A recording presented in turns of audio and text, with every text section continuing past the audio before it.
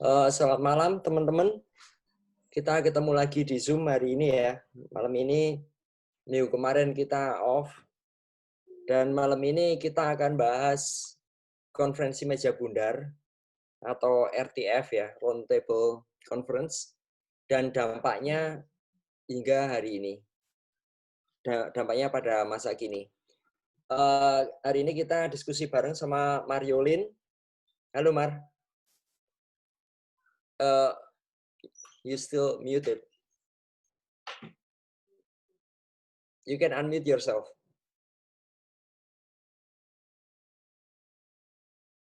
Okay.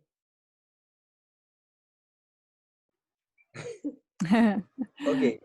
Halo, selamat malam semua. Oke. Teman-teman saya minta maaf ya kalau misalnya nanti ada gangguan sedikit. Misalnya anak saya tiba-tiba nongol, mohon maaf. Oke, Marjolein, silakan say hello buat teman-teman. Iya, halo, selamat malam. Saya di kota Rotterdam sekarang, di my garden. Masih siang. Oke.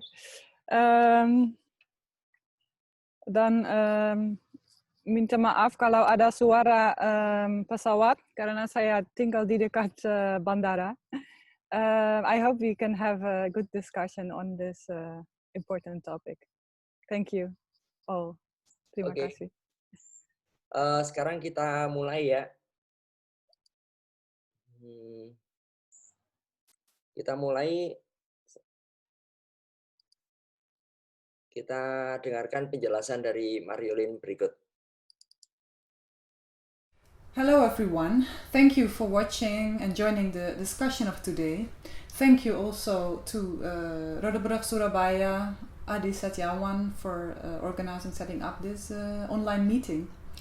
And I'm glad to see that so many people are joining. So the topic of today, 1949, the transfer of sovereignty.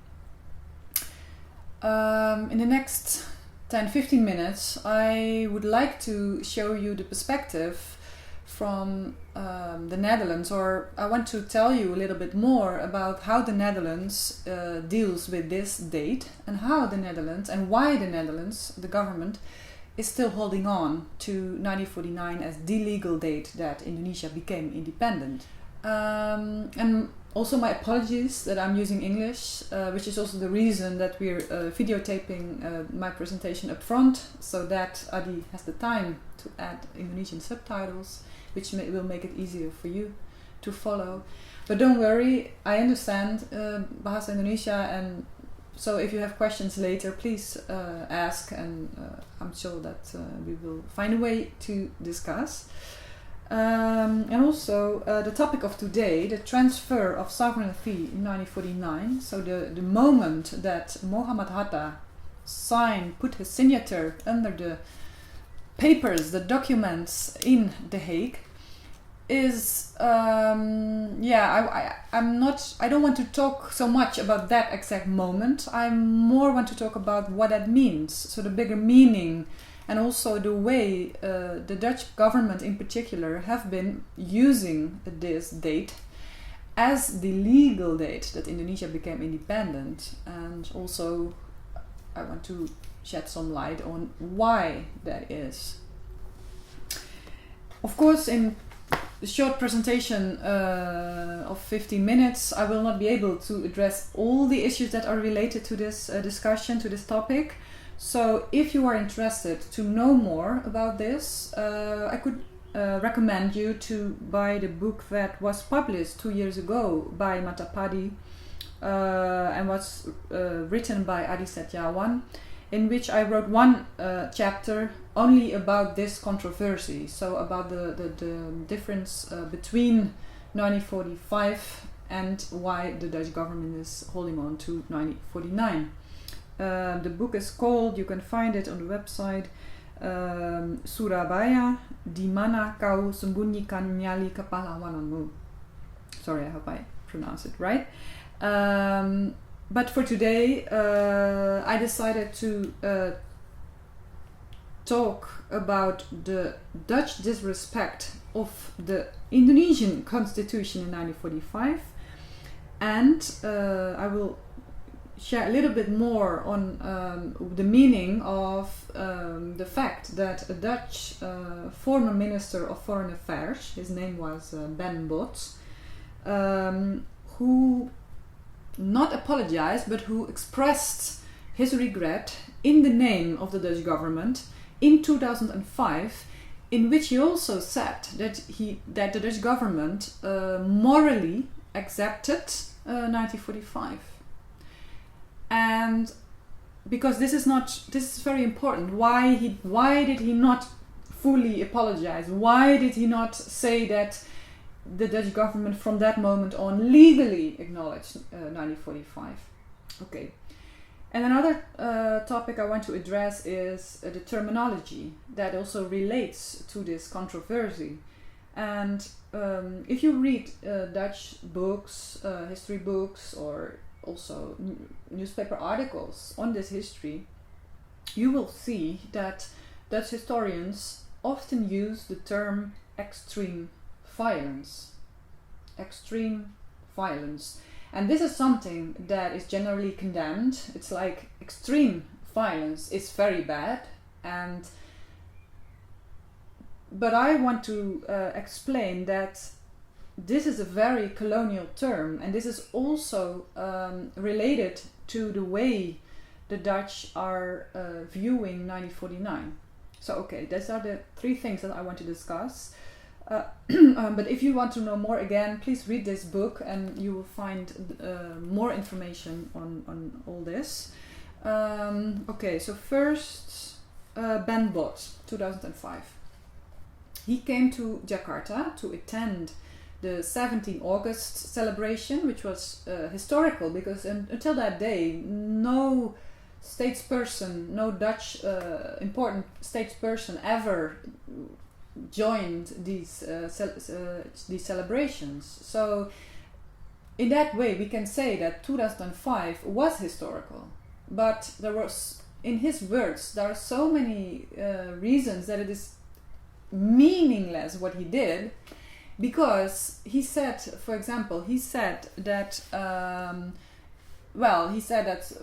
regret, he expressed his regret, and he did not use the word apologies, which is, from a legal perspective, a difference. And generally, it is thought that when you apologize, it is much more stronger, it's much more firm than only regretting something. I mean, you can regret something, but it does not mean that you acknowledge that you are the wrong party here and that you should be punished for that. It's just like, what a regret. So no apologies in 2005. And what's more important is that he said that he morally accepted, and that the Dutch government, through his presence, morally accepted 1945. And that he did not say that the Dutch government legally accepted or acknowledged 1945. Again, the terminology is very important here. Because they also consistently use the word accept, and they do not use the word acknowledge, which is again more firm than only accepting something as a historical fact. And the proof that his words, Ben Bot's words, were totally meaningless is that the law that was designed in 1949. So the Dutch government designed a special law in 1949 after Mohammed Hatta put his signatory under the documents. And in this law they say that from now on Indonesia is an independent state. And if you look at the website, there is a website in the Netherlands which provides all the laws that the Dutch state has. You can search for this law, and this law after 2005 has not been changed. It is still there until today. So nothing changed legally. And I would conclude from that by not legally acknowledging 1945 as the date that Indonesia became independent, one could say that the Netherlands is disrespecting the constitution, the Indonesian constitution, which of course starts from the idea that 17 August 1945 the Indonesians were independent. And by not disrespecting the constitution of a country, one could wonder whether the Dutch embassy that is currently based in Jakarta, how is that illegal? Are they legal? Because if you are not respecting the country where you are a visitor, you are not. What is your presence about? So yeah, I like to say that I like to question the legitimacy of the Dutch presence currently in Jakarta as having there an embassy. I mean, I think we should discuss that. And of course, diplomats don't like to discuss that. They just keep that silent. But yeah, I think it is very important. It's a very key issue here.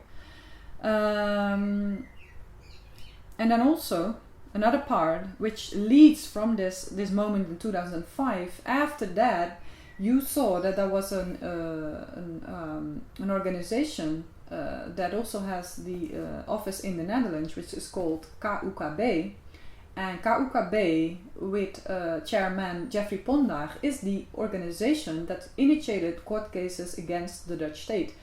And they were sort of they mediated between the Indonesian widows living, among others, in Rawagede and also Sulawesi and Sumatra, and they connected these widows, these Indonesian persons, with the Dutch human rights lawyer Lisbeth Zegveld, and they had successful court cases against the Dutch state.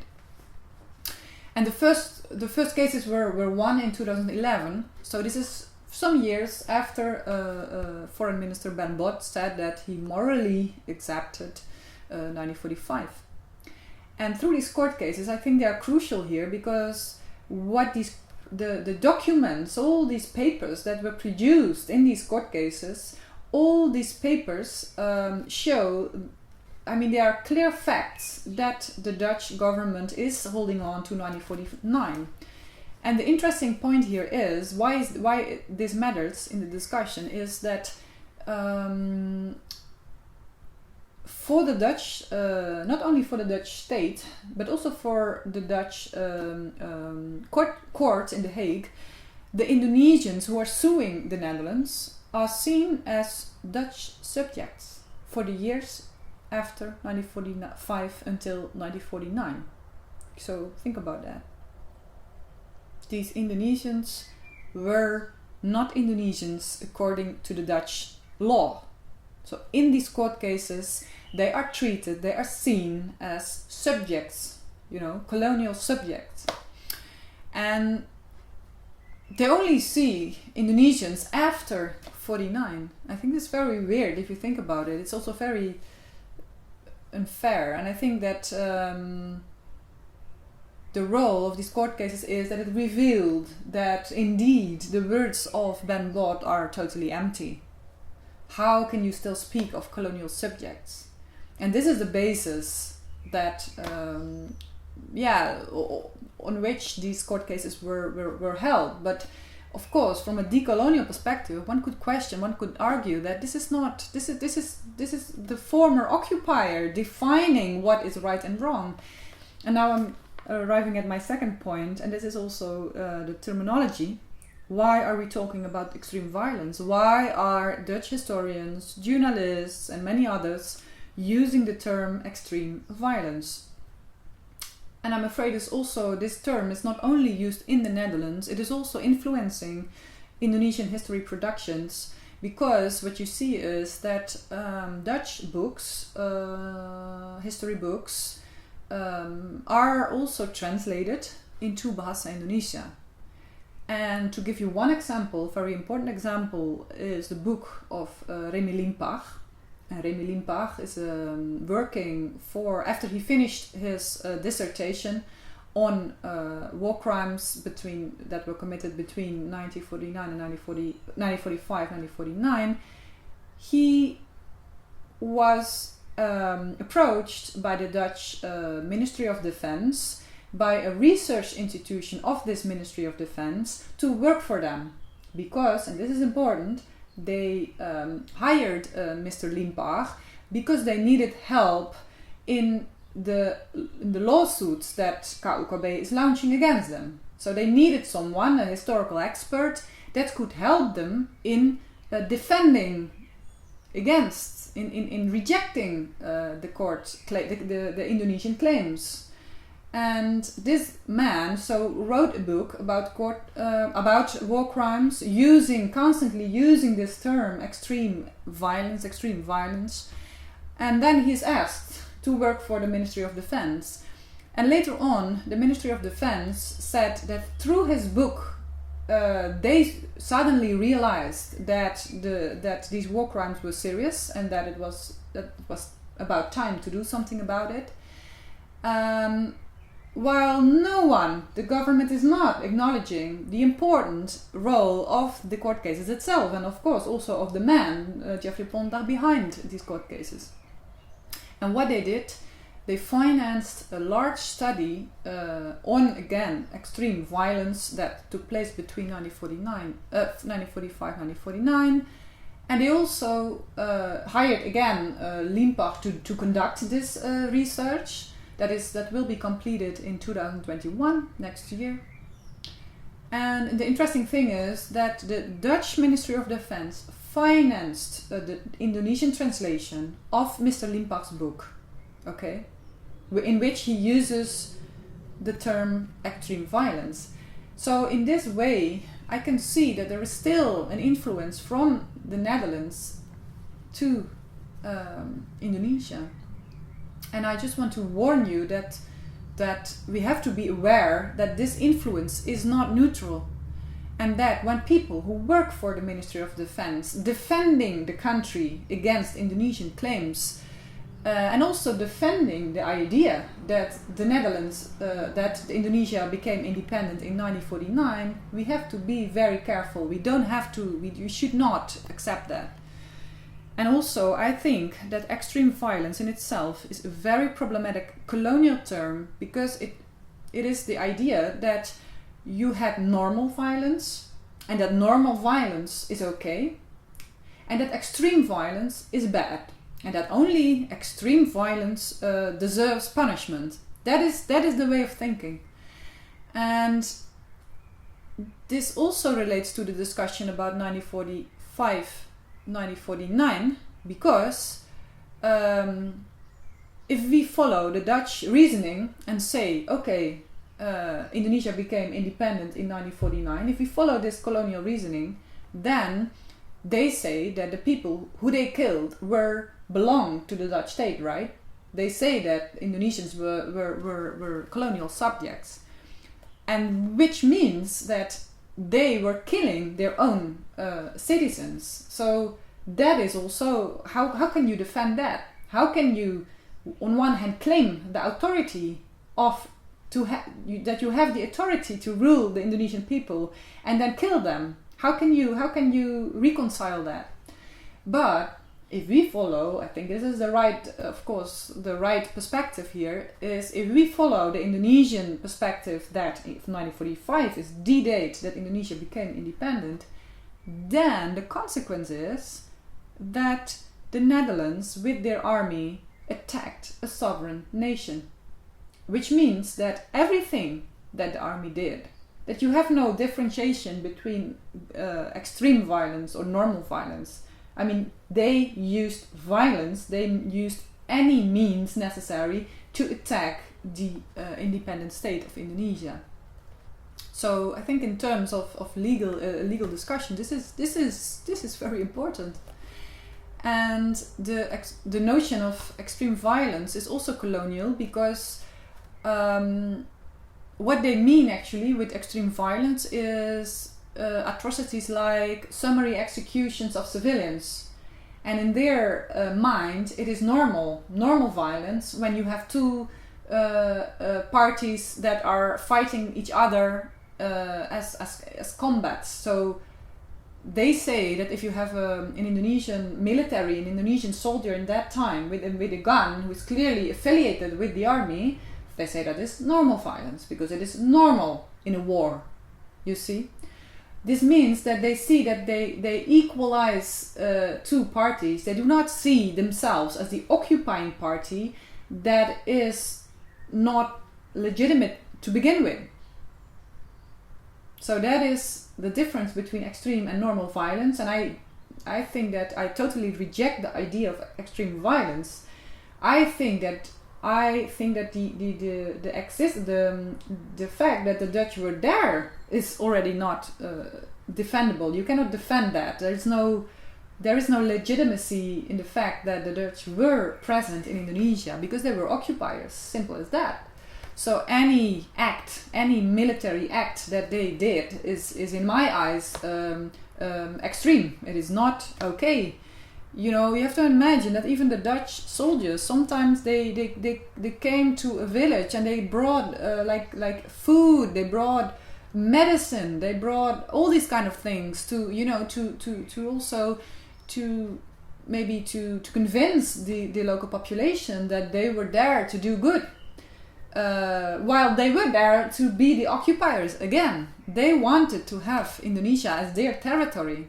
So that is why I also condemn the fact that that the Dutch military gave food and medication, because it was not their responsibility.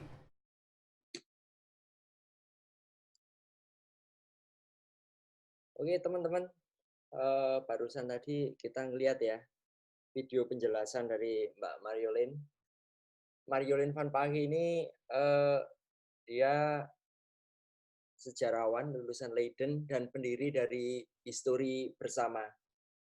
Buat teman-teman yang belum pernah ngelihat atau baca Facebooknya, bisa gabung di grupnya Histori Bersama.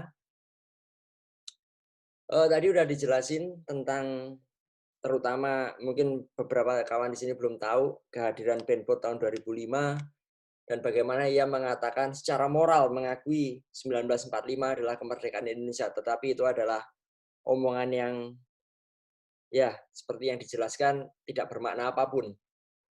Sekarang kita ngelihat satu lagi video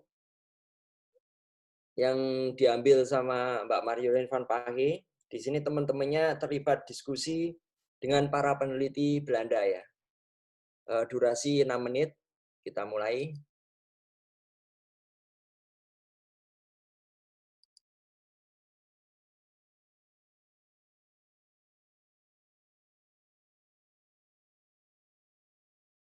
Oke, videonya udah selesai teman-teman.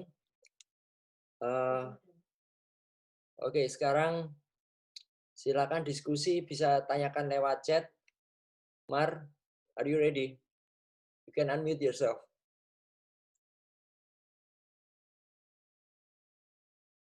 Aduh. Okay, so unmute. Try it again.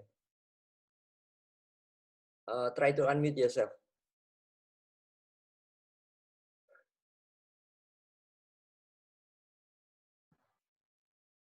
Okay, I hope you can hear me. Yeah. Can you read the questions here? Oh.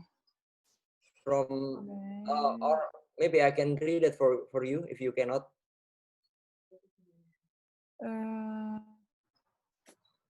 First from Janisari. Oh yeah, okay. In English, what is the bottleneck for Netherlands to acknowledge?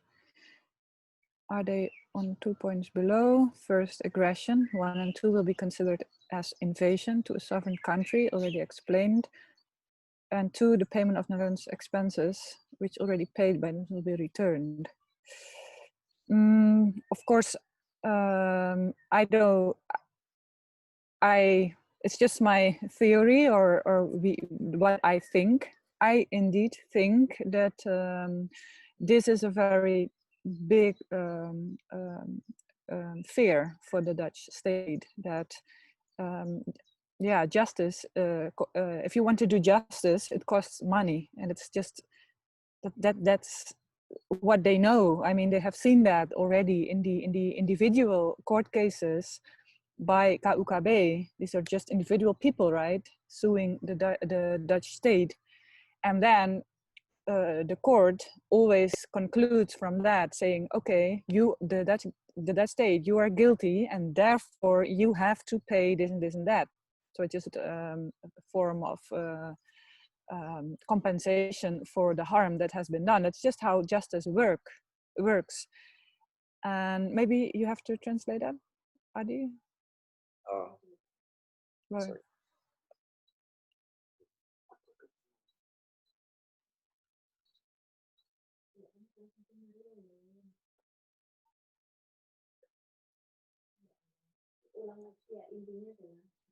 Sorry, Mar. Yeah. But I cannot hear your voice very clear here. So, Okay, so I have to try again. Maybe I turn off my video. It will be easier maybe now. for my internet connection. Is this better? Okay, try it again. Okay. So in short, what I was trying to say is that indeed, I think my suspicion is that indeed the Dutch government is afraid of having to pay back large amounts of money. So that is, I think that is partly true, and because what I said is that justice, if you want to do justice, it always costs money, because that is just how international law works, right? If you see already in the individual cases of KUKB, these are individuals that successfully sued the Dutch state, then the court says, when they rule that the Dutch government is the guilty one here, that as a consequence they have to pay compensation to do something back in return of all the harm that has been done. Okay, wait, I will translate it first. Oke, pertanyaannya ini dari Mas Janisari ya, apakah yang menghalangi atau jadi yang membuntu bagi Belanda mengakui 17 Agustus 45 ada 2 poin, yaitu yang pertama, agresi 1 dan kedua akan dianggap sebagai sebuah invasi atau serbuan kepada sebuah negara yang merdeka dan berdaulat. Yang kedua, pembayaran yang dilakukan oleh Indonesia akan dikembalikan lagi oleh Belanda. Jawaban dari Marjolein adalah, ya, pikiran dari opini Marjolein, kemungkinan besar memang seperti itu. Memang arahnya ke sini. Karena ketika kita bicara soal hukum, keadilan hukum, dan itu selalu nggak bisa lepas dari uang. Nggak bisa lepas dari kompensasi. Contohnya saja kasus yang ditangani KUKB ini. Jadi KUKB ini mungkin teman-teman sudah pada dengar ya, kasus yang paling gede yang pertama mereka menangkan adalah kasus pembantaian di Rawagede. Dan ketika pengadilan mengatakan pemerintah Belanda dinyatakan bersalah, maka ujungnya kembali lagi ke uang. Jadi memang dampaknya ke dana. Oke, Mar, you want extra explanation?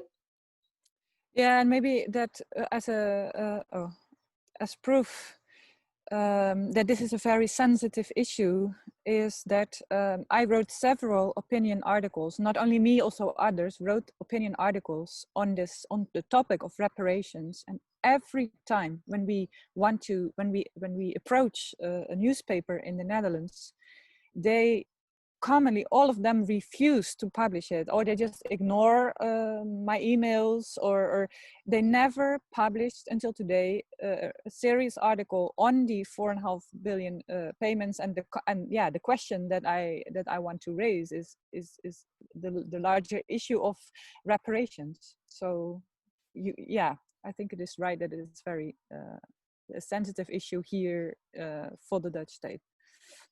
Oke, jadi masalah ini memang sangat sensitif. Jadi teman-teman Marjolein, ini bukan hanya Marjolein saja, menulis sebuah opini, poin-poin penting dari pembayaran yang sangat besar ini.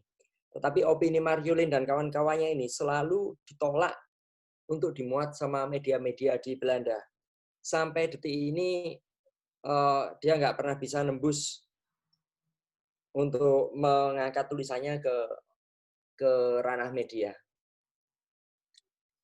Oke, Mar. Okay. The next. Can you understand this? Wait. Indonesia harus sing yang ada di Indonesia. Ya, no, point number 1 Indonesia must kept the foreign company in Indonesia. This is another question. But then what is the question exactly to Indonesia? Indonesia harus wat is mempertahankan? It's like they have to kept the like that. Foreign company. Confiscate, like nationalize or not nationalize. Yeah, nationalize. Okay. Sort of. Yeah. And 2, kita harus mematuhi IMF dalam mengelola ekonomi Indonesia. Yeah. So it's about the role of the International Monetary Fund in the Indonesian economy, right? Yeah, we have to follow the IMF order. Yeah. Okay. Yeah, I understand. And then the 3rd, memberi hutang dari Hindia Belanda termasuk menanggung karyawan ex Belanda yang ada di Indonesia selama 2 tahun.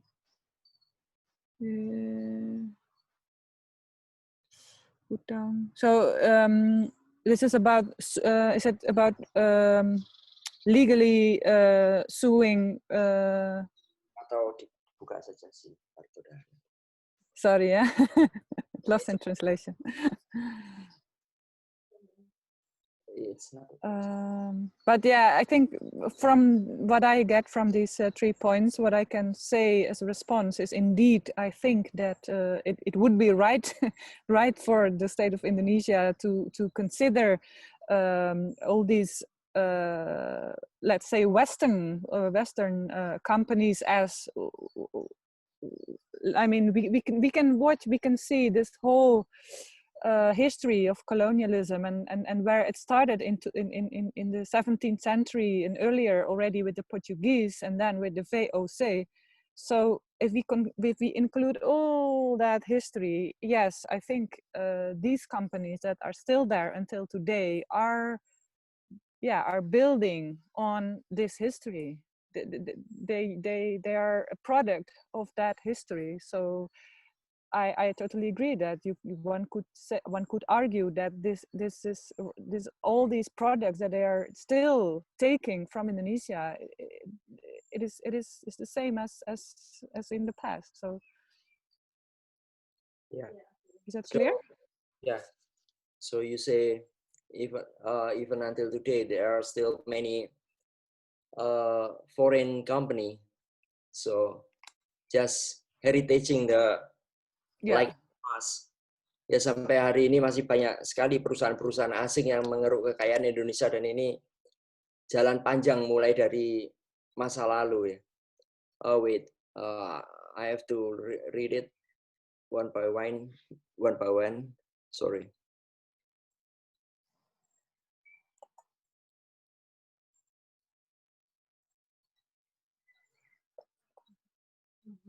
Can you read about a question from Wahyu? Okay. Apakah dalam organisasi ini International Group on Indonesia yang diketuai oleh Jan Prong merupakan salah satu wujud upaya Belanda untuk menebus kesalahan di masa lalu? Meski pada akhirnya ide dibubarkan karena Jan Prong menciptakan Yeah, I have to admit that I don't know. I know a little bit about this, but not exactly. So I'm a little bit afraid to reply in detail. But let me say that I think that these kind of diplomatic struggles about, in this case it was Jan Pronk. And later on, I already discussed about Ben Bot, another foreign minister, And the way they talk also about this foreign aid and stuff, yeah, it's like what I said about these companies. I think it is all related to the same attitude, the same colonial attitude. So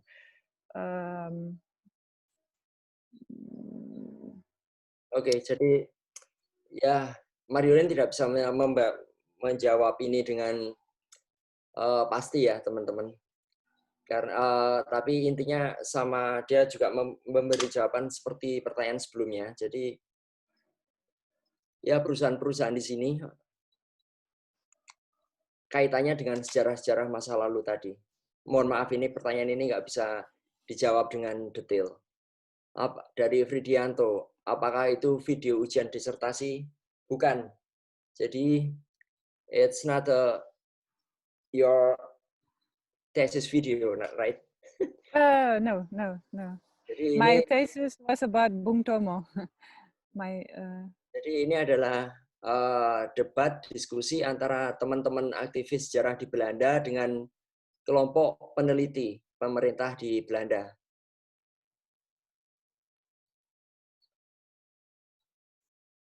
Oke.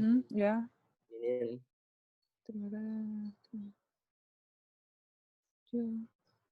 saya hanya orang. From Leni Ika. Apakah video-video yang ditampilkan hari ini merupakan penjelasan mengapa hukum Belanda yang mengakui 27 Desember? Ya.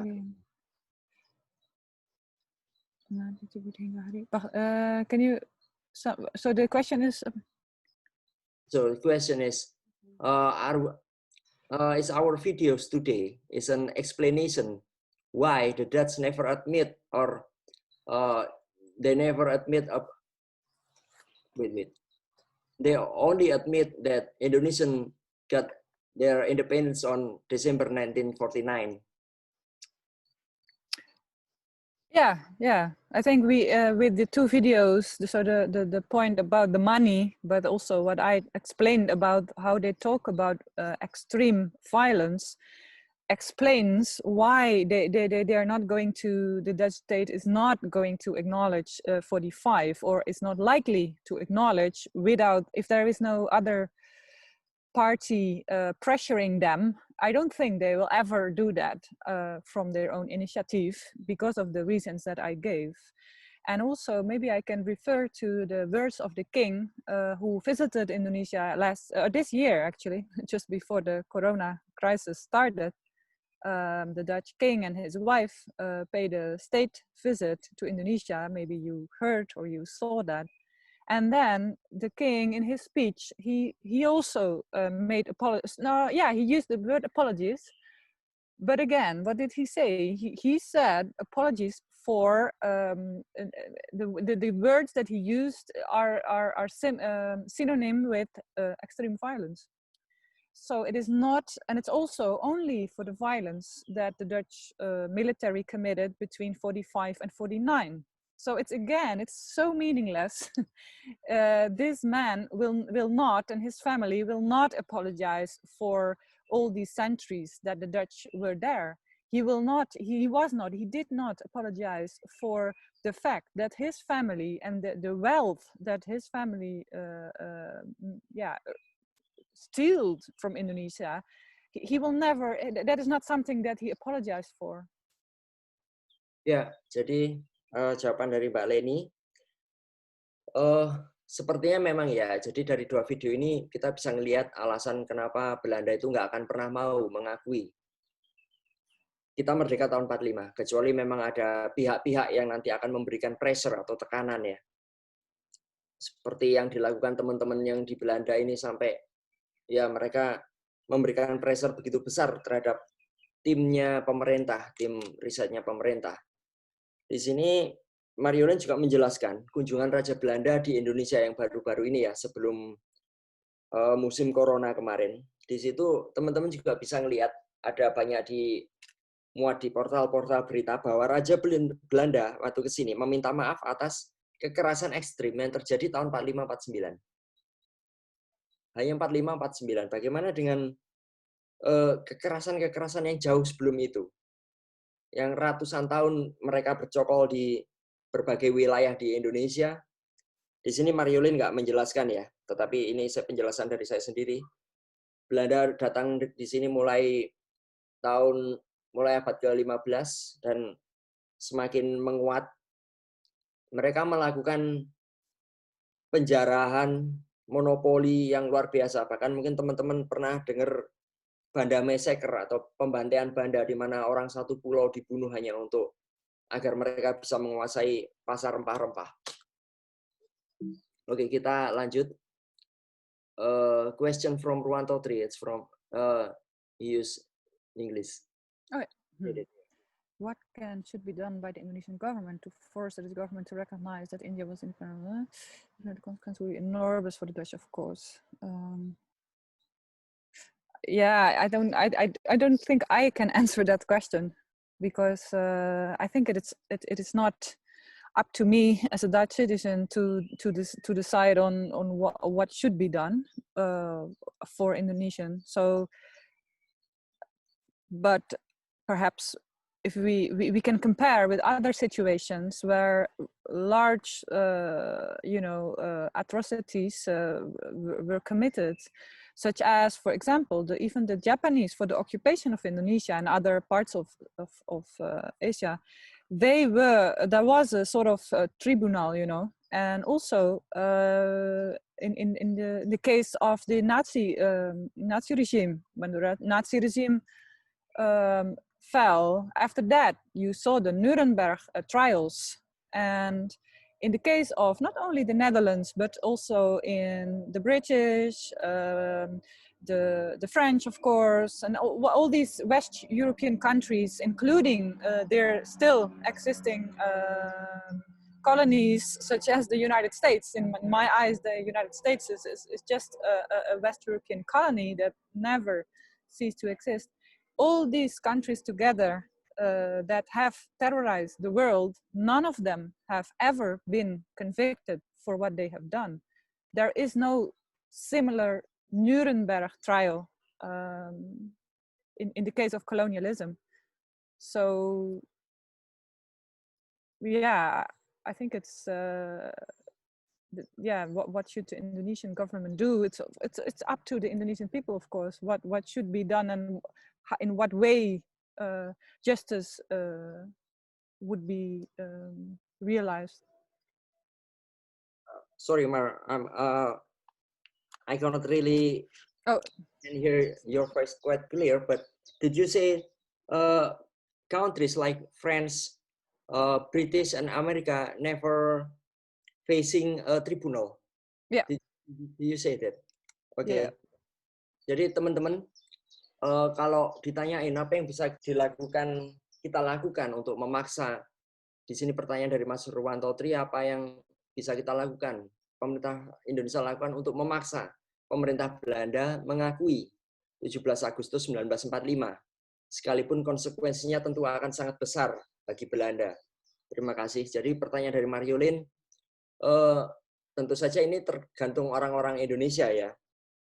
Tetapi yang terjadi di dunia ini adalah ketika Jepang dia runtuh, ada pengadilan atas kejahatan-kejahatan perangnya. Juga Jerman, ketika Jerman runtuh, ada pengadilan atas kejahatan-kejahatan perangnya dia. Tapi negara-negara lain yang masih eksis, yang masih berjaya seperti Inggris, Perancis, Amerika, tidak pernah ada pengadilan yang membahas kejahatan perang mereka. Ini belum pernah ada. Oke. Again, Bartodahana. No, it's again, this is not a question. Okay. Sukarno canceling roundtable conference. Yeah, after paying more than 70%, because it's connected with this is per RRIN Permesta is it's a pemberontakan. In 1957, the it says colonial, starts to paying the study to United States. So this is the start from Mafia Berkeley. I don't know. And then this August 65, Soekarno creating law in August 65 to end all the foreign company in Indonesia. And after 6 weeks, the communist conflict in Indonesia, it says, is there any connection or not? You have to read it more. Yeah, I mean, I don't see, there is not really a question, I think, right, from this, but yeah, this summary of these happenings, I think that indeed all these things are related in some way, and even if it's only the fact that one could say that the Dutch was the old traditional classic colonial occupier of Indonesia, and then was succeeded, I think, by the United States as the new.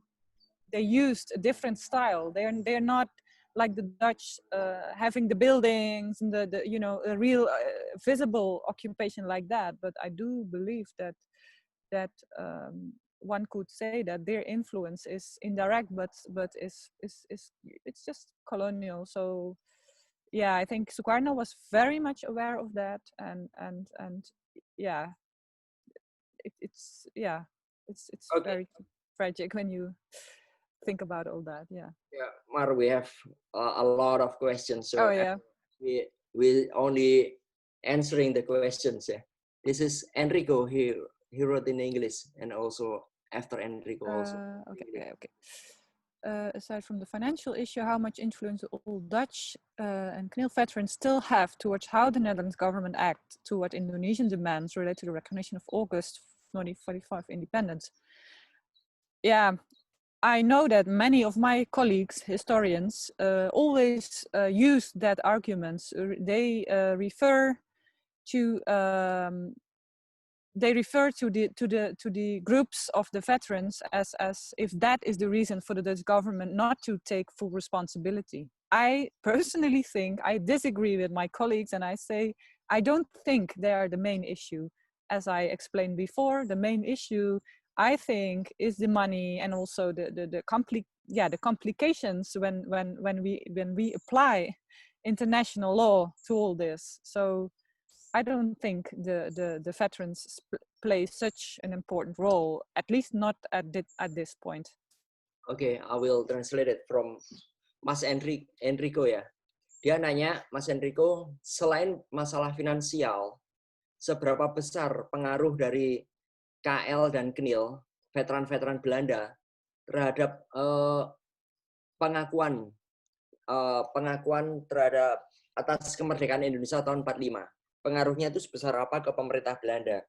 Marjolein menjawab, banyak sejarawan teman Marjolein yang berpendapat seperti itu. Tetapi Marjolein tidak sependapat.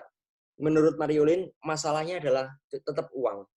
Jadi ketika ini nanti berhubungan sama hukum, pengadilan, tetap ujung-ujungnya uang. Dan ini sama sekali bukan uang yang jumlahnya kecil. Ini sangat besar. Bisa untuk membangun sebuah negara. Okay. Questions again from the next one is about whether there are. So it's about what if the Netherlands fully recognize Indonesian independence, and if there are other obstacles. I think that indeed that's an interesting question, because even if I believe that the Dutch government will not do that, let's just imagine the Dutch government recognizes, legally by law recognizes Indonesian independence. I think that then this is not the end of the story, because as we know, the whole occupation period was much longer. So if they still think that the period before 1942, so before the Japanese came, was legitimate, then it's still, I mean, it's still a colonial point of departure, right? So I think we have to work to the conclusion that occupying another nation, stealing all its resources, is never legitimate.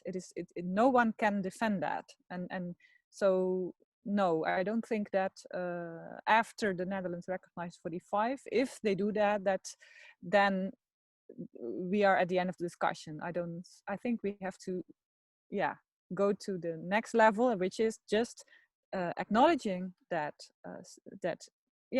occupying something, stealing something that is not yours is never right, is never legitimate. Ya, ini pertanyaan dari Mas Wawan, setelah RTF ini apakah Belanda ini secara penuh mengakui Indonesia merdeka atau masih ada banyak hambatan? Hambatan ini ada banyak sekali. Jadi sekalipun 4549 ini misalnya diakui, masih juga periode sebelum 42 ini seperti apa? Dan periode sebelum 42 ini sangat panjang. Begitu panjangnya, jadi intinya dari penjelasan dari Marjolein adalah apapun itu alasannya, mereka datang untuk mencuri, menjarah alam Indonesia, itu udah salah. Jadi, tapi ini adalah jalan panjang, obstacles-nya ya banyak sekali ya. Ini masih berlapis-lapis kita untuk ke arah sana. Oke, from Octavia. If we can reveal the truth that Indonesian government had paid large sum of money to the Dutch government, can we get back our money? What do you think, Mar? Well, I think it's worth trying, and it should be. It should be, yeah. Well, saya sepakat sama Marjolein. Ini memang ya layak dicoba, dan memang harusnya kalau itu memang hak kita, if that's our right, so yeah, they have to return it. But it also depends on our leaders, our political leaders. Yeah, and as I said, I think it is depending on if this happens, it will happen only, I think, by pressure from outside. It will never happen just because the Dutch government acts out. You know, we need like in the small cases of the individual cases of the KUKB Foundation, you need someone like that, an organization like that, who fights for that. Otherwise, the Dutch government would never do that, right? So. Yeah. Jadi pertanyaan dari Octavia, kalau kita bisa membuka kebenaran bahwa Indonesia ini membayar begitu banyaknya, bisa nggak kita mendapatkan uang kita kembali? Jawaban dari Marjolein, ya itu masih mungkin aja, tetapi tidak mungkin itu dilakukan oleh inisiatif pemerintah Belanda sendiri. Kecuali ada pihak lain yang mendorong atau nge-push agar mereka melakukan itu. Contohnya seperti kasus KUKB tadi, kasus pembantaian di Rawagede. Sebelum KUKB ini bergerak, apakah ada gerakan sendiri dari pemerintah Belanda? Tidak ada. Jadi harus ada yang memang mendorong. So again, from Janisari. Oh yeah, okay. So about the Indonesian contribution for Indonesian payment to the Netherlands, is it really Indonesian money, as most of them come from Marshall Plan aid?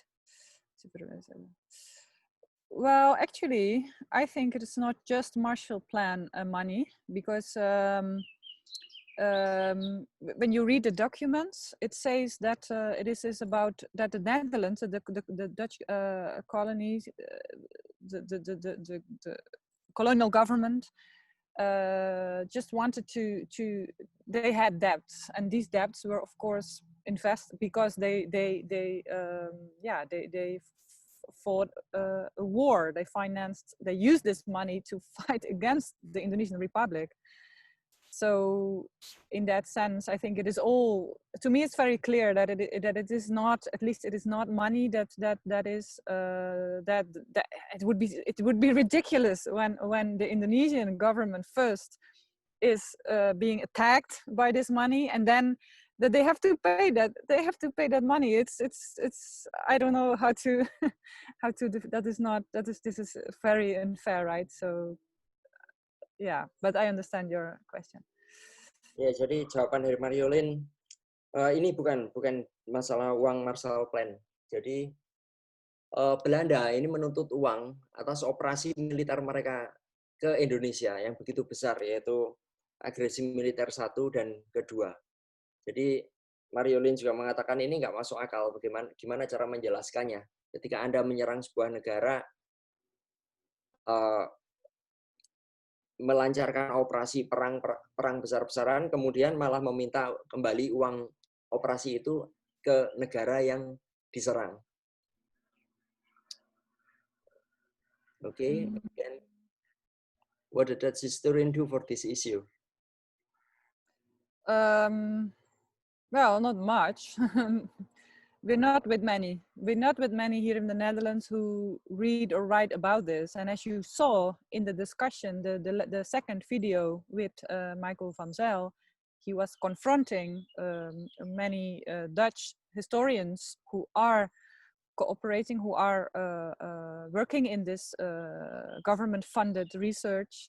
And you see that they don't really want to admit, they don't really want to talk about it, or they just say very vaguely they answered his questions, and not really. So, and until today they never revealed these facts that Michael van Zyl, with this document that he found, they never did that. So how is it possible that an individual, an activist who is not a professional historian can find this document, and all these persons with PhDs and with professors in front of their names, why they never did that? So the answer is simple. They do not, in general, most Dutch historians have not really worked on this. Yeah. Pertanyaan dari Mbak Octavia, apa yang dilakukan sejarawan-sejarawan Belanda atas isu ini? Jadi secara umum nggak ada ya yang ngasih perhatian lebih atas isu ini. Bisa dilihat tadi juga di video yang kedua ya, dijelaskan Marjolein bagaimana sejarawan dan aktivis-aktivis itu berhadapan dengan sejarawan-sejarawan resmi negara yang mereka levelnya PhD dan sebagainya. Bagaimana mereka itu arsip-arsip ini justru ditemukan sama orang-orang yang hanya sekedar levelnya aktivis. Dan bagaimana orang-orang PhD ini dari pemerintah, tadi teman-teman bisa melihat, memberikan penjelasannya juga begitu bias. Mereka nggak bisa berupaya menghindari bahasan ini juga. Okay, then next question. Andi Supriyanto. Let me see. If Dutch colonial apologists refuse to acknowledge Indonesian independence on 17 August 1945, how can they justify the fact that the Dutch East Indies government did fail to defend Indonesia from Japanese aggression in 1942, and hence automatically forfeit Dutch claim to restore Indonesia? Yeah, that's another very important question, I think, and it's true that if actually they how do you say that, gave up their, I mean, when the Japanese came in Indonesia in 1942, the Dutch easily gave up their power. So I think it's a very rightful perspective to say that. And then how can you claim in 1945, how can you claim again that this is your territory? Well, you already gave up, you were already defeated in 1942. So yes, I think that's a right question and right point. Ya, jadi menurut Marjolein ini pertanyaan yang sangat bagus, dan memang sangat masuk akal ketika Jepang tahun 1942 itu menyerah begitu saja dengan mudahnya kepada Jepang. Ya sudah, Hindia Belanda diserahkan, kemudian gimana 1945 dia mengklaim lagi bahwa ini adalah miliknya dia, kan udah diserahkan. Dia sudah kehilangan Hindia Belanda, dia harusnya sudah kehilangan Indonesia. Oke, lanjut. Wah, pertanyaannya banyak sekali nih. We have a lot of questions. A lot of questions, yes. This is opinion. Okay. Oke, maaf ya, kita akan lewatin opini teman-teman. Ini penjelasan dari Mas David ini merespon dari Mas Bartul Dahana tadi ya. Oke, questions again from Aji Suradika. What is the common thoughts of Dutch about Indonesian history, especially regarding the colonialism? You can answer this, Ma. Where? Oh, there. Okay. What is the common thought of Dutch about Indonesian history, especially regarding colonialism? The learned as good in Dutch trading partner. Yeah, in general, we are not being taught about the colonial past a lot. So in my school book, it was not there. So in generally people are not really aware of what kind of country we are and what kind of history we have. So I think for many people of my age and younger, Indonesia is just a country, and they maybe know Bali for holiday, but it's very problematic that that we are not being taught, that education is so lacking in this perspective. So if you ask me, do they know the real story? The answer is no. But on the other hand, right now things may be changing, but I'm not that optimistic. But because of all this Black Lives Matter movement, people are talking more and more about the colonial past and also about what they did in Indonesia. So maybe we will see a change now. Thank you. Pertanyaan dari Mas Aji, gimana pandangan umum orang-orang Belanda tentang sejarah Indonesia, terutama terkait dengan kolonialisme? Saya dengar dari teman Belanda saya bahwa mereka belajar di sekolah tentang Indonesia adalah kawan dagang dan tidak lebih. Apakah itu benar? Jadi Marjolein jawab, secara umum di sejarah Belanda itu nggak dijelaskan tentang sejarah penjajahan ya. Marjolein sendiri di buku sejarahnya dia nggak menemukan tentang itu. Buat Marjolein dan generasi sesudahnya, orang hanya tahu oh Indonesia dan Bali tempat untuk wisata, sudah itu aja. Kalau kita memang banyak ya pendapat bahwa atau kita pernah dengar, nggak jarang saya dengar teman saya yang bahkan aktivis sejarah mengatakan Belanda datang ke sini murni untuk berdagang. Tetapi apakah itu benar? Sekarang kita pikir logika saja. Ada banyak bangsa yang murni datang ke Indonesia dengan berdagang. Arab, Cina, India, itu mereka murni berdagang. Cara mudah untuk membedakan adalah ketika Anda datang ke pasar, ke sebuah market, tetapi Anda membawa senapan, meriam, dan berbagainya, itu bukan berdagang, tetapi Anda berniat untuk merampok. Apalagi ketika Anda datang ke Indonesia, kemudian mendirikan benteng-benteng pertahanan, itu sudah bukan, niatnya sudah bukan berdagang, sangat berbeda. Antara orang-orang yang dilakukan kolonialisme dengan pedagang seperti Arab, India, Cina ini sangat-sangat berbeda. Dan ini sangat terlihat jelas sebenarnya. Oke. And this is from Bengkulu, Bang Hardi Bengkulu.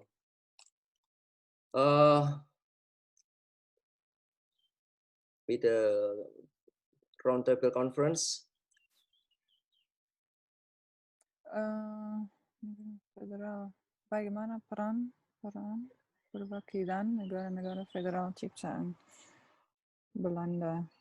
What about the role from the federal countries created by the Dutch?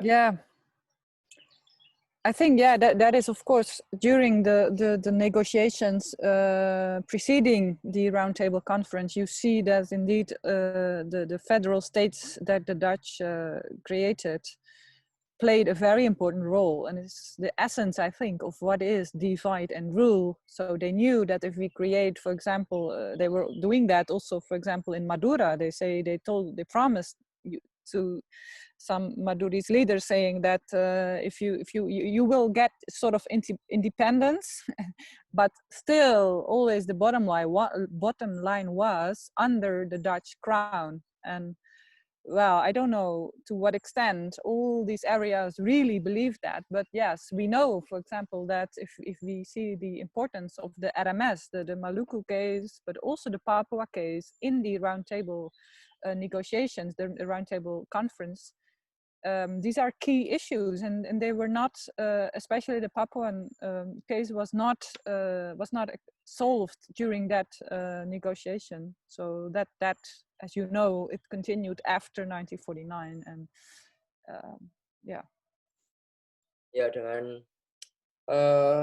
negara-negara federal ini memang permainan mereka ya. Ini cara mereka melakukan politik pecah belah dan kuasai, DVD et impera. Jadi semuanya dijanjikan seperti misalnya Madura dan tempat-tempat lain, tetapi selalu dengan di bawah kekuasaan Ratu Belanda.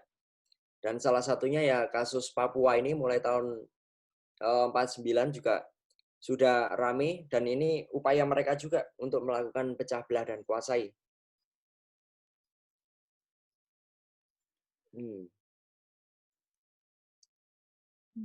This is in Phoenix Note 3. In 45 until 49, how the Dutch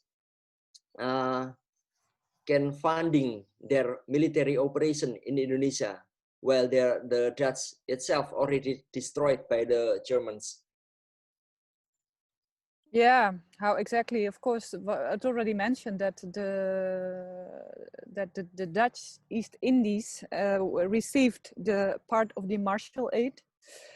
What I know that is, for example, my grandfather, who was Dutch military in that time, he's wearing an American uniform. So all these things, it was of course these the Allied forces that helping each other in the first place, because in the first years they really thinking that this would be continued as before the Second World War. And then halfway, you see around 1948 that I think the United States in particular realized, okay, there will be another way. The Netherlands has to leave and stuff like that. Yeah. But there is a lot of also foreign money involved, not just Dutch, not just what the Dutch still had. And don't forget that especially after the first military aggression, the Dutch managed to get a lot of companies back, and as soon they got these companies back, like all the tobacco plantations, sugar factories, they immediately tried to set up that they could make money again. So that's and also the oil companies in Sumatra, they try to restart as soon as possible. So you see that their motivation is money, and they didn't mind to spend a lot of money first, because they thought once we have this back, we will have a lot of money again, which actually happened. If you see that until 1956, the Dutch companies were still working as if there was no independence. If there was they were still continuing. Still, the revenues, the money that these companies made was still going to the Netherlands. So this is apart from these 4.5 billion guilders payments that also the companies were still making money. Oke. Jadi ini pertanyaannya tahun 45-49 dapat dana operasi militer dari mana? Ada banyak ya. Penjelasan Marjolein tadi salah satunya memang Marshall Aid, tapi juga negara-negara barat itu saling membantu pada masa itu. Dan yang termasuk uang Belanda sendiri, di mana setelah agresi militer satu, mereka sudah dapat banyak asetnya balik ya. Perkebunan tembakau, industri gula, minyak itu sudah mereka kuasai kembali. Jadi itu sudah menghasilkan uang. Oke, teman-teman, ini kita waktunya sudah mepet ya, sudah habis. Ini masih ada banyak sekali. Jadi seperti ini saja. Kita setelah ini diskusi ini akan diupload di YouTube. Teman-teman bisa komentar di bawahnya dan kami akan menjawab pertanyaan-pertanyaan dari teman-teman di channel YouTube saja. Kita lanjut di sana. Mungkin pertanyaan terakhir ya ini dari Septian. Bagaimana caranya melaporkan kekerasan yang dilakukan oleh Belanda di daerah-daerah? Karena di Madiun sendiri, pada agresi militer Belanda kedua, ada pemuda sipil yang ditembaki oleh patroli militer Belanda. Dari penembakan itu menewaskan sekitar 6 orang pemuda. This is Septian asking how to report the violence by the Dutch troops. Because in Madiun, during the aggression, the second aggression, there were civilians who got shot by Dutch patrol. At least 6 dead. Yeah, if we follow the Dutch standards, they will. I think then they will say, okay, this is extreme violence because these are civilians and this is not, these are not military people. But yeah, as I think that this is not about extreme and normal violence. This is about, simply, it's very simple actually. It's about a country, a region in the world going to another country very far away and occupying this area, this region for centuries. And so, yeah, I think that is to also to return to the question on how the Netherlands sees this history. It is still that, for example, the way people are talking about the VOC, they say, it's quite, they were maybe a little bit violent. Yeah, maybe they were violent, but still people are, and also historians are referring to the VOC as a trading company. And I think that is not what trade is. Trade is when you have two parties, you have something to change, to exchange. And you do that in a sort of equal manner. But what the VOC did is bringing, they could not trade without their bombs. They could not do that without violence. So in my eyes, this is so essential to what colonialism is, that there is no, I don't refer to this as a trade or. So that's why, if you ask me, let's forget about this term, extreme violence and normal violence. No, it is a logical consequence that these Dutch and also other West European occupiers needed violence, because otherwise they were nothing. Without this violence, they could not get what they wanted. That is, I think, the bottom line. Ya, jawaban dari Mbak Septian Dwita ya. Ini kalau menurut Marjolein menjawab, kalau menurut orang-orang Belanda nanti, mereka akan bilang ya ini kekerasan ekstrim. Memang termasuk terdalam itu. Tetapi bagi Marjolein ini bukan soal kekerasan ekstrim atau bukan. Tetapi ya seperti yang dipaparkan video tadi, bagaimana Belanda yang ribuan mil jauhnya dari Indonesia,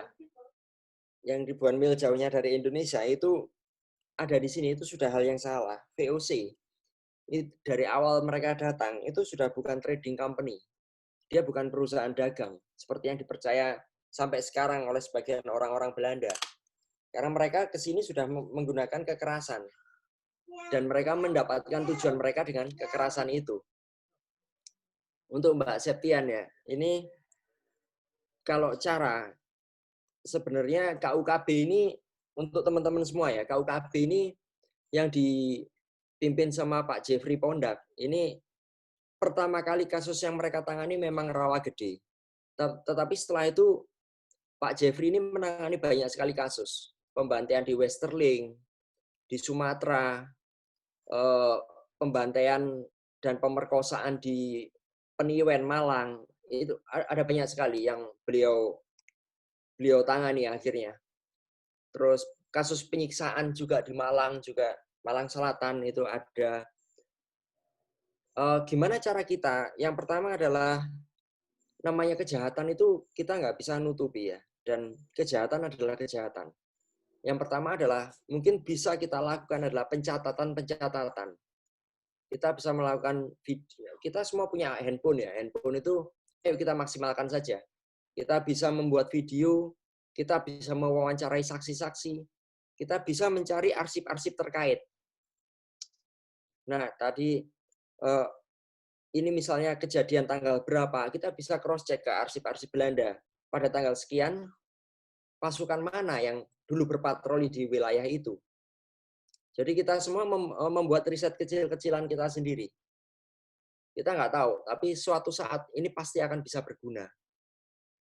Oke teman-teman, malam ini kita akhiri dulu diskusinya. Terima kasih banyak. Atau mungkin lebih asik lagi kalau mungkin next meeting kita undang Pak Jeffrey Pondah di sini ya. Kita ya unmute semua. Kita undang Pak Jeffrey Pondah untuk datang dan sharing. Mantap. Oke, teman-teman semuanya ini udah di unmute. Terima kasih banyak. Terima kasih banyak. Mantap Mas Adi. Makasih banyak. Sama-sama semuanya. Mantap. Mas Aki. Kita tutup. Terima kasih. Untuk bersama dulu toh. Untuk bersama ya. Oke.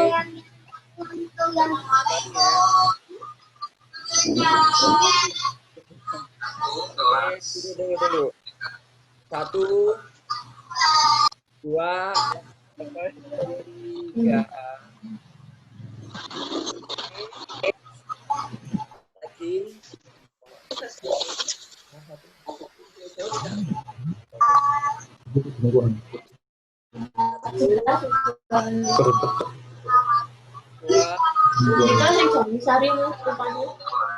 Oke,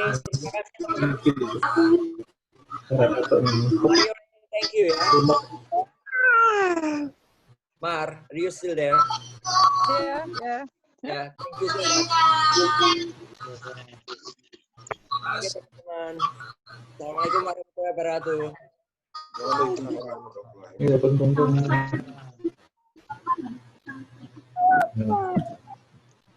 Nah, kamu selesai.